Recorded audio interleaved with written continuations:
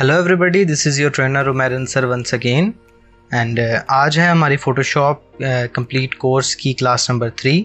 आई hope कि अभी तक जो 2 क्लासेस मैं रिकॉर्ड करवा चुका हूँ आप वो दोनों क्लासेस देख चुके हैं और आपको बेसिक्स का फ़ोटोशॉप का पता है कि फ़ोटोशॉप का इंटरफेस क्या होता है, फ़ोटोशॉप में सिलेक्शंस क्या काम करती हैं और इन चीज़ों से आप वाकिफ़ हैं, ताकि अगर मैं उन चीज़ों का जिक्र करूँगा इस क्लास में तो आपको पता होगा कि मैं क्या बात कर रहा हूँ। अगर अभी तक आपने पहली दोनों क्लासेस नहीं देखी तो इस वीडियो को पॉज करके आप पहले वो दोनों क्लासेस को देख लीजिए, ताकि आपका कॉन्सेप्ट क्लियर हो कि अभी हम क्या सीखने वाले हैं और उसकी नीड हमें क्यों है। ठीक है, आज की इस क्लास में हम सीखेंगे लेयर्स के बारे में। लेयर्स बहुत ज़्यादा इंपॉर्टेंट एक सब्जेक्ट है फ़ोटोशॉप का, जो हम आज की क्लास में इंशाल्लाह सीखेंगे और मैं पूरी कोशिश करूँगा कि लेयर्स के कॉन्सेप्ट को मैं आपको डिटेल में समझा दूँ। तो टाइम को मज़ीद ज़ाया किए बगैर चलिए आज की क्लास को करते हैं स्टार्ट। Roll sound. Action!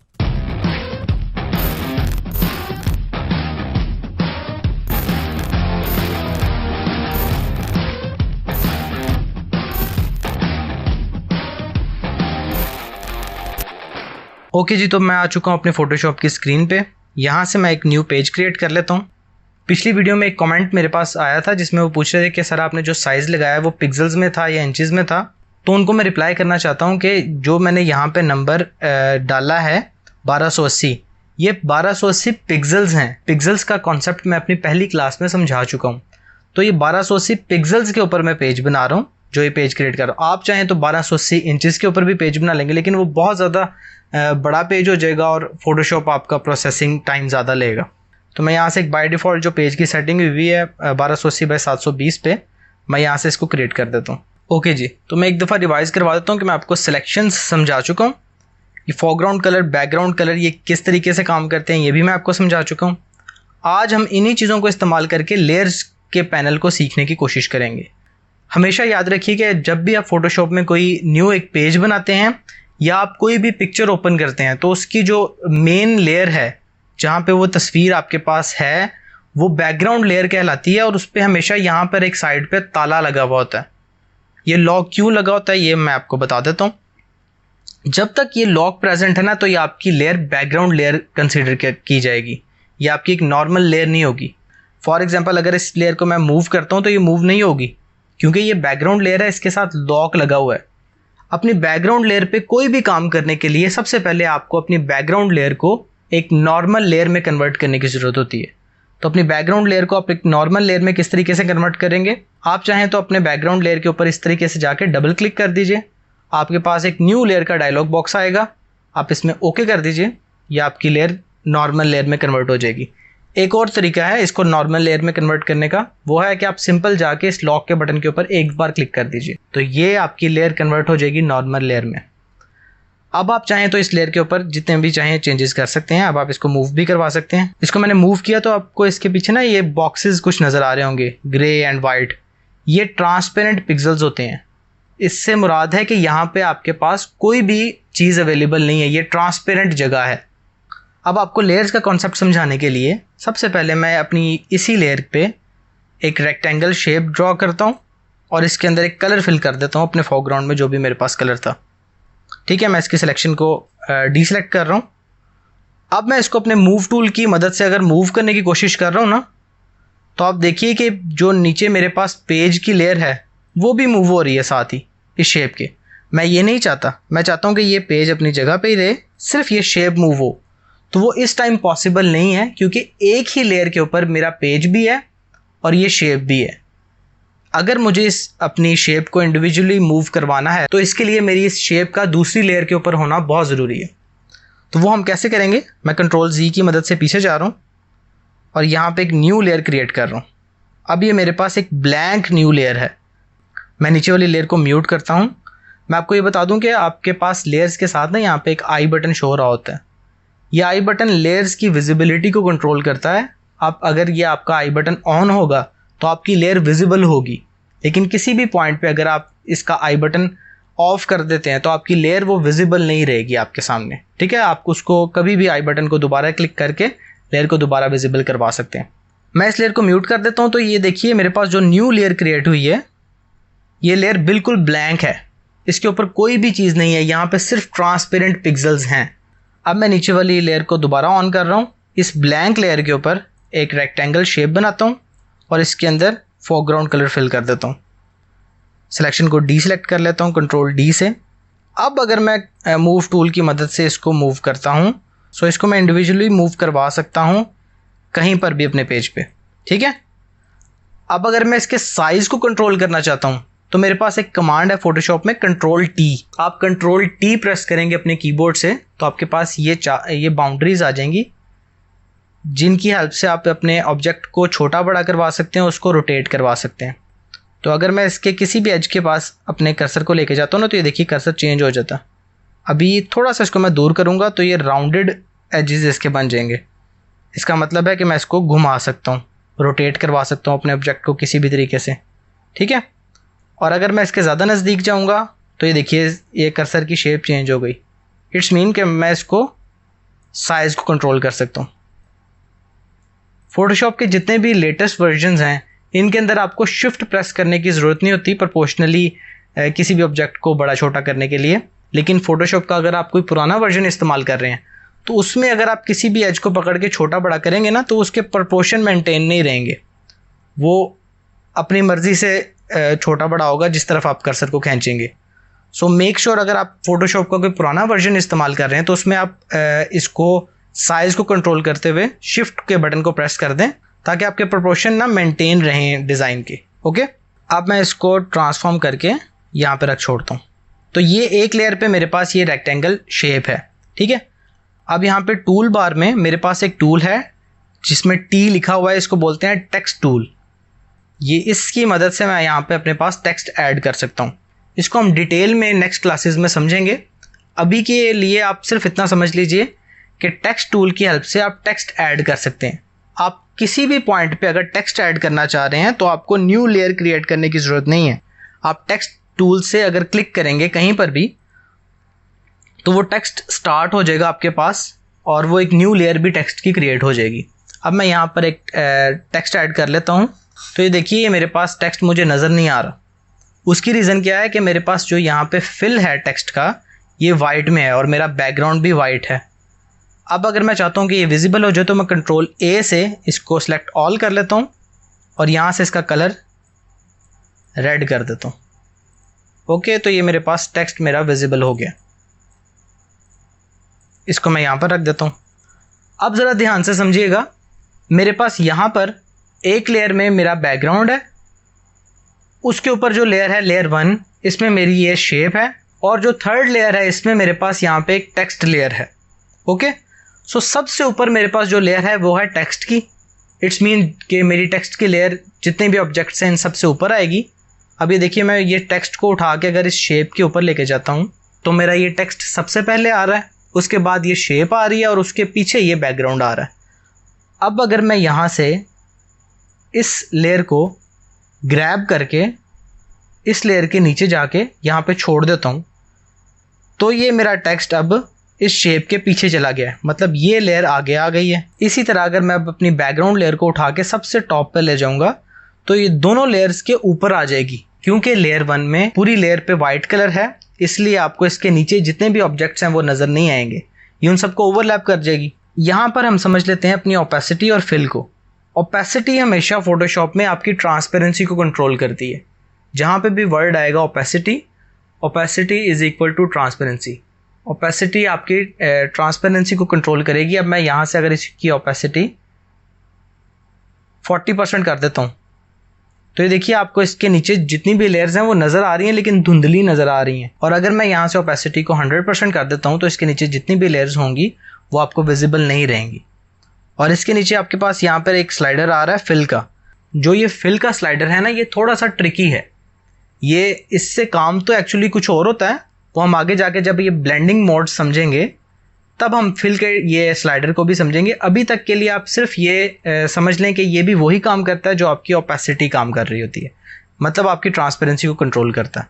अब मैं इस लेयर को सबसे नीचे ले आता हूँ और इस टेक्स्ट लेयर को ले जाता हूँ वापस इसकी जगह पे। आई बिलीव कि अभी तक जितना भी मैंने आपको समझाया है ये आपको लेयर्स का कॉन्सेप्ट समझ में आ गया होगा। अगर आपके फिर भी कोई क्वेश्चंस होते हैं ना तो आप वो कमेंट सेक्शन में कभी भी मुझसे पूछ सकते हैं, मैं आपको रिप्लाई कर दूंगा। क्योंकि ऑनलाइन सीखने वाले स्टूडेंट्स को ना यही प्रॉब्लम आ रही होती है कि वो सीख तो लेते हैं लेकिन वो क्वेश्चन जब करते हैं ना तो उनको रिप्लाई नहीं मिलता तो मैं अपनी तरफ से पूरी कोशिश करता हूँ कि कोई भी अगर मुझसे क्वेश्चन करे कमेंट सेक्शन में या मुझे पर्सनल भी पेज पे मैसेज करके या इंस्टाग्राम पे मैसेज करके, तो मैं उसको रिप्लाई करने की पूरी कोशिश करता हूँ। ओके जी, तो अभी तक हमने ये सीख लिया कि लेयर्स किस तरीके से काम करती हैं। इस तरह हमारे पास किसी भी डिज़ाइन में मल्टीपल टेक्स्ट लेयर्स भी हो सकती हैं। फॉर एग्जांपल मैं यहाँ पे एक टेक्स्ट और ऐड कर देता हूँ, इसमें मैं अपना नाम लिख देता हूँ। ठीक है, यहाँ पे मैं एक शेप एलिप्टिकल टूल से और क्रिएट करता हूँ और एक न्यू लेयर बना के इसमें कलर फिल कर देता हूँ ब्लैक, जो कि मेरा बैकग्राउंड कलर है। ये कलर्स किस तरह फिल होने हैं इसके लिए आपको मेरी क्लास नंबर 2 देखनी पड़ेगी, जिसमें मैंने बड़ी डिटेल से फोरग्राउंड एंड बैकग्राउंड कलर्स समझाए हुए हैं। तो मैं इसलिए आपको बार बार रिमाइंडर दे रहा हूँ कि अगर आप कभी भी दरमियान से कोर्स को स्टार्ट कर देंगे ना, तो आपको उसकी बेस क्लियर नहीं होगी, आप कंफ्यूज ही रह जाएंगे, यार ये इसने किस तरीके से कर लिया। तो उसके लिए आप जाके सबसे पहले पहली और दूसरी क्लास को देख लीजिए। अब मेरे पास यहाँ पे मल्टीपल लेयर्स हैं, मैं इस लेयर को यहाँ पे प्लेस कर देता हूँ। जो ये लेयर है मैं चाहता हूँ कि ये इसके ऊपर आ जाए, तो मेरी ये जो ब्लैक सर्कल वाली लेयर है, मैं अपने ये फोटोशॉप के टेक्स्ट को इसके ऊपर लेके जाके इस तरीके से प्लेस कर देता हूँ। और ये जो उमैर वाली लेयर है, मैं चाहता हूँ कि ये इस ब्लैक सर्कल के थोड़ा सा पीछे ही रहे, इस तरीके से। और जो ये मेरा शेप है, ये इन दोनों के नीचे इस तरह से रहे। तो जी यहाँ पे मेरे पास कुछ लेयर्स अब अवेलेबल हैं। फॉर एग्जांपल मैं इस लेयर को मूव करना चाह रहा हूँ और मेरे पास सिलेक्टेड लेयर जो है ये उमैर की है, तो मैंने इस लेयर को मूव करना है। तो मैं यहाँ से जाके इस लेयर को ढूंढूंगा, इस पर क्लिक करूँगा, फिर यहाँ से आके इसको मूव करूँगा। अब मुझे इस सर्कल को मूव करवाना है, तो मैं यहाँ से जाके इस सर्कल को ढूंढूंगा, इसको मूव करवाऊँगा। अगर आपके पास सपोज़ यहाँ पर 50 लेयर्स होती तो चीज़ों को फाइंड करना ना इतना ईजी नहीं होता। इसके लिए फ़ोटोशॉप में एक फंक्शन है, यहाँ पे आप देखें तो आपके पास एक बटन आ रहा होगा ऑटो सेलेक्ट का। आप इस ऑटो सेलेक्ट के बटन को जब चेक कर देंगे तो आप किसी भी ऑब्जेक्ट पे जाके जब क्लिक करेंगे तो वो आपका ऑब्जेक्ट सेलेक्ट हो जाएगा, उसकी लेयर ऑटोमेटिकली यहाँ से सिलेक्ट हो जाएगी। ठीक है, अब मैंने इस ऑब्जेक्ट पे क्लिक किया तो ये मेरा सिलेक्टेड ऑब्जेक्ट है, मतलब मेरी सिलेक्टेड लेयर है। मैं यहाँ से इस फोटोशॉप के टेक्स्ट को सिलेक्ट करना चाहता हूँ, तो इस टेक्स्ट के ऊपर जाके मुझे क्लिक करना है, इसकी लेयर ऑटोमेटिकली सिलेक्ट हो जाएगी। अब अगर आपको डिज़ाइन करते हुए ये प्रॉब्लम फेस करनी पड़ रही है कि आप किसी अपनी प्राइमरी लेयर को छोड़ के किसी दूसरी लेयर को सिलेक्ट ना कर लें बाय मिस्टेक, तो ये आपका ऑटो सेलेक्ट का बटन अगर चेक होगा ना, तो आपको पता भी नहीं लगेगा। आप कहीं पे क्लिक करेंगे तो आपका ये देखें बैकग्राउंड लेयर सिलेक्ट हो गई। मैं सिलेक्ट इसको करना चाह रहा था, तो उसके लिए मैं रेकमेंड करूँगा कि आप ऑटो सेलेक्ट को हमेशा ऑफ रखिए, और जब भी आपको कोई लेयर सेलेक्ट करनी है तो अपने कीबोर्ड से कंट्रोल के बटन को प्रेस करके रखें, और किसी भी आप लेयर के ऊपर क्लिक करेंगे ना तो आपकी लेयर सेलेक्ट हो जाएगी। आप यहाँ पे नोट कीजिए कि जब भी मैं अपने कीबोर्ड से कंट्रोल प्रेस करता हूँ ना, तो यहाँ पे ऑटो सेलेक्ट का बटन ऑटोमेटिकली चेक हो जाता है, और जब मैं छोड़ूंगा तो वो अनचेक हो जाएगा। इस तरीके से आप अपनी लेयर्स को सेलेक्ट कर सकते हैं और उनको अलग अलग मूव करवा सकते हैं। अब अगर मैं चाहता हूँ कि मुझे मल्टीपल लेयर्स को एक ही टाइम पे मूव करवाना है, फॉर एग्जांपल मेरे पास ये उमैर की लेयर सिलेक्टेड है, अब मैं इसके साथ इस सर्कल को भी मूव करवाना चाह रहा हूँ एक ही टाइम पे, या इन दोनों को एक ही टाइम पे ट्रांसफॉर्म करना चाह रहा हूँ, तो मैं इन दोनों को सिलेक्ट करने के लिए अपने कीबोर्ड से शिफ्ट प्रेस करूँगा और दूसरी लेयर पे भी क्लिक कर दूंगा। तो ये इस टाइम दोनों लेयर सिलेक्टेड लेयर्स हैं, एक ही टाइम पे मैं इन दोनों को मूव कर सकता हूँ, एक ही टाइम पे मैं इन दोनों को ट्रांसफॉर्म भी करवा सकता हूँ। आप इसी तरह मल्टीपल लेयर्स को भी एक ही टाइम पे सिलेक्ट करके उनमें चेंजेस कर सकते हैं, उनको ट्रांसफॉर्म करवा सकते हैं, रोटेट करवा सकते हैं, अपनी मर्जी के मुताबिक उनको चेंज कर सकते हैं मल्टीपल लेयर्स को सिलेक्ट करके। अब अगर आपने कोई ब्लैंक लेयर क्रिएट करनी है तो उसके लिए आपके पास यहाँ पर एक बटन तो है न्यू लेयर क्रिएट करने का, लेकिन आपके पास एक शॉर्ट की भी है। आप अपने कीबोर्ड से कंट्रोल शिफ्ट एन प्रेस करेंगे ना, तो आपके पास न्यू लेयर का डायलॉग बॉक्स आ जाएगा, जिसके अंदर वो आपसे पूछ रहे हैं कि आपको इस लेयर का नेम क्या रखना है, इस लेयर का कोई कलर होना चाहिए। कलर से मुराद है कि कैटेगराइज करने के लिए यहाँ से फॉर एग्जांपल मैं यहाँ से रेड कलर सेलेक्ट कर लेता हूँ आपको दिखाने के लिए कि लेयर में कलर किस तरीके से आएगा। वो ब्लेंडिंग मोड पूछ रहा है कि इसका मोड क्या होना चाहिए, ओपेसिटी 100% होनी चाहिए या कितनी आप ओपेसिटी चाह रहे हैं। तो मैं इन चीज़ों को ऐसे ही छोड़ता हूँ, सिर्फ यहाँ पे रेड कलर मैं सिलेक्ट करके और इस लेयर का नेम मैं कर देता हूँ फोटोशॉप, ठीक है, और इसको मैं ओके पे क्लिक करता हूँ। तो यहाँ पे देखिए जहाँ पे हमारा आई बटन होता है ना, यहाँ पे रेड कलर आ गया। आप इसी तरीके से फोटोशॉप में चीज़ों को कैटेगराइज कर सकते हैं कि फॉर एग्जांपल आपका ये जितने भी टेक्स्ट की लेयर्स हैं आप उनका एक कलर कर सकते हैं, और अपने जितने भी इमेजेस आपने इस्तेमाल की हैं अपने डिज़ाइन में उनका कोई अलग कलर कर सकते हैं लेयर का, ताकि आपको बाद में लेयर्स को फाइंड आउट करने में ना ज़्यादा मुश्किल ना पेश आए। अब आप यहाँ पे न्यू लेयर के बटन के साथ देखेंगे ना, यहाँ पे ड्रैग करके, तो आपके पास एक बटन आ रहा है क्रिएट न्यू ग्रुप का। ग्रुप क्या करता है कि आप कोई सी भी लेयर्स को एक ग्रुप के अंदर रख सकते हैं। फॉर एग्जांपल मैं अपनी टॉप लेयर को सिलेक्ट करता हूँ और शिफ्ट प्रेस करके मुझे ये लेयर था कि इन चारों लेयर्स का एक ग्रुप चाहिए, तो मैं इन चारों लेयर्स को सिलेक्ट करके यहाँ से ग्रुप के बटन पे क्लिक करता हूँ, तो ये चारों लेयर्स एक ग्रुप के अंदर चली जाएंगी। अब कभी भी मैं इस ग्रुप के पास यहाँ पे बने हुए एरो पे क्लिक करूँगा ना, तो ये ग्रुप खुल जाएगा और इसके अंदर जितनी भी मेरी लेयर्स होंगी वो मेरे सामने आ जाएंगी। इसी तरह आप अपने लेयर पैनल को ज़्यादा मैसी ना हो, आपका लेयर पैनल ज़्यादा वहाँ पे क्लटर्ड माहौल ना आपको लगे, इसीलिए ये ग्रुप के फंक्शन को फोटोशॉप में रखा गया है ताकि आप अपनी लेयर्स को ना ऑर्गेनाइज करके ग्रुप्स के अंदर रखें, ताकि आपको उनको फाइंड आउट करने में और उनमें चेंजेस करने में आसानी हो। इसके साथ ये बटन है एडजस्टमेंट लेयर्स का, और यहाँ पे मास्क का बटन है। ये कुछ जो बटन्स हैं इनको हम आगे चल के फोटोशॉप में सीखेंगे जब इनकी बारी आएगी। मैं किसी भी एक लेयर को सिलेक्ट कर लेता हूँ, तो ऊपर देखिए यहाँ पे मेरे पास कुछ लॉक्स आ रहे हैं। ये लॉक्स समझ लेते हैं हम कि लॉक्स क्या काम करते हैं। सबसे पहले यहाँ पे आ रहा है लॉक ट्रांसपेरेंट पिक्सेल्स। सो मैंने आपको जैसे ही क्लास के स्टार्ट में बताया था कि जो आपके पास चेकर्ड बॉक्स होता है ना, ये आपके ट्रांसपेरेंट पिक्सेल्स होते हैं। फॉर एग्जांपल मैं बाकी सारी लेयर्स को म्यूट कर रहा हूँ, इस लेयर को मेन यहाँ पे ला रहा हूँ, ठीक है।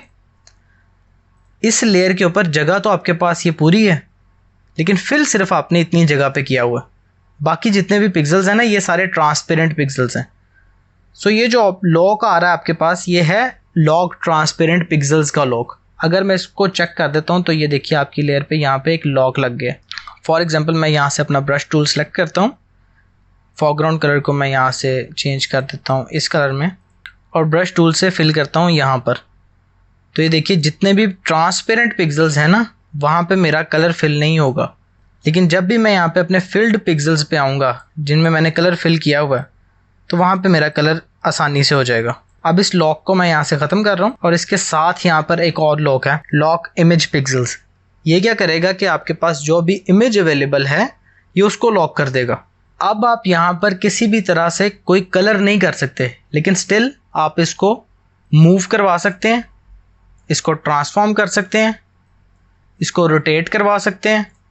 ये चेंजेस आप अब इसमें अभी भी कर सकते हैं। और पहले जो ये लॉक ट्रांसपेरेंट पिक्सेल्स का आपके पास ऑप्शन था, इसमें भी आप अपने इमेज को मूव कर सकते हैं, ट्रांसफॉर्म करवा सकते हैं। थर्ड मेरे पास यहाँ पे एक ऑप्शन आ रहा है लॉक पोजीशन। अगर मैं यहाँ से इसको लॉक कर देता हूँ ना, तो अब मैं ना इसको मूव करवा सकता हूँ ना मैं इसको ट्रांसफॉर्म कर सकता हूँ। ये देखिए मैं मूव करवाने की कोशिश करता हूँ तो मेरे पास एरर आ जाता है, could not use the move tool because the layer is locked. लेकिन मैं इस लेयर में कलर्स कर सकता हूँ किसी भी तरह से। अब ये फंक्शंस मैं आपको समझा तो रहा हूँ, इनको यूज कैसे करना है ये हम आगे की क्लासेस में चल के मैं आपको आइडियाज़ भी दे दूंगा इनको किस तरीके से हमने इस्तेमाल करना है। और आपके वर्क फ्लो पे भी डिपेंड करता है कि आप क्या काम कर रहे हैं, किस नेचर का काम कर रहे हैं, उस पर भी बहुत ज़्यादा डिपेंड करता है कि आप कौन से फंक्शंस फोटोशॉप के इस्तेमाल करते हैं और कौन से अपने वर्क फ्लो में इस्तेमाल नहीं करते। ये आपकी चॉइस पे डिपेंड करता है हमेशा। मैं अब पर्सनली देखा जाए तो इनमें से किसी भी लॉक को इस्तेमाल नहीं करता हूँ, लेकिन ये मेरा फ़र्ज़ है कि मैं आपको समझा दूँ कि लॉक्स क्या काम करते हैं। अब यहाँ पर मेरे पास एक लॉक आ रहा है prevent auto nesting into and out of art boards and frames. ये ना जो लॉक है ये आर्ट बोर्ड्स के लिए है। आर्ट बोर्ड्स क्या हैं ये आपको भी पता भी नहीं है, अभी आप पेज के ऊपर काम कर रहे हैं फोटोशॉप में। तो जब मैं आर्ट बोर्ड्स को इंट्रोड्यूस करूँगा और नेस्टिंग का मैं आपको कॉन्सेप्ट बताऊँगा, तब हम इस लॉक को भी देख लेंगे कि ये क्या काम करता है।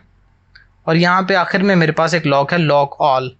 ये वही काम करेगा जब आप एक न्यू इमेज या न्यू पेज क्रिएट करते हैं तो आपके पास बैकग्राउंड लेयर जैसे लॉक्ड आती है ना, कि आप उसमें कोई भी चेंजेस नहीं कर सकते। सो ये उस तरह से ही आपकी लेयर लॉक्ड हो जाएगी। इसके ऊपर आप यहाँ पर देखें ना, तो जहाँ पर नॉर्मल लिखा हुआ है, तो यहाँ पर मेरे पास कुछ ब्लेंडिंग मोड्स आ रहे हैं। इनको हम आगे चल के अपने डिज़ाइंस में इस्तेमाल करके देखेंगे। अभी तक के लिए आपके लिए ज़रूरी है कि आपको लेयर्स का कॉन्सेप्ट अच्छे तरीके से ना रट जाए, आपके हाथ पे बैठ जाए, आपको पता लग जाए कि फ़ोटोशॉप में लेयर्स क्यों ज़रूरी हैं और किस तरीके से यूज़ करते हैं। आई होप आज की क्लास का जो मेरा मकसद था आपको लेयर्स का कॉन्सेप्ट क्लियर करवाना, वो आपका लेयर्स का कॉन्सेप्ट क्लियर हो गया होगा। और इंशाल्लाह हम आने वाली क्लासेस में मज़ीद डिज़ाइनिंग से मुतल्लिक चीज़ें सीखेंगे, जिसमें थोड़ी सी इंटरेस्टिंग चीज़ें भी आएंगी, क्योंकि जो स्टार्टिंग की क्लासेस होती हैं ना थोड़ी बोरिंग होती हैं, थ्योरी ज़्यादा होती है और प्रैक्टिकल कम होता है। लेकिन ये थ्योरी आपके लिए इंपॉर्टेंट है, इससे आपकी बेस स्ट्रॉन्ग हो जाती है। जब आपकी बेस स्ट्रॉन्ग हो जाएगी तो आपको मज़ीद कॉम्प्लेक्स डिज़ाइन बनाने में ना ज़्यादा मुश्किल नहीं आएगी, आप बड़े इजीली वो डिज़ाइंस को हैंडल कर लेंगे। सो मिलते हैं नेक्स्ट क्लास में, तब तक के लिए मुझे दे दीजिए इजाज़त। अल्लाह हाफ़िज़।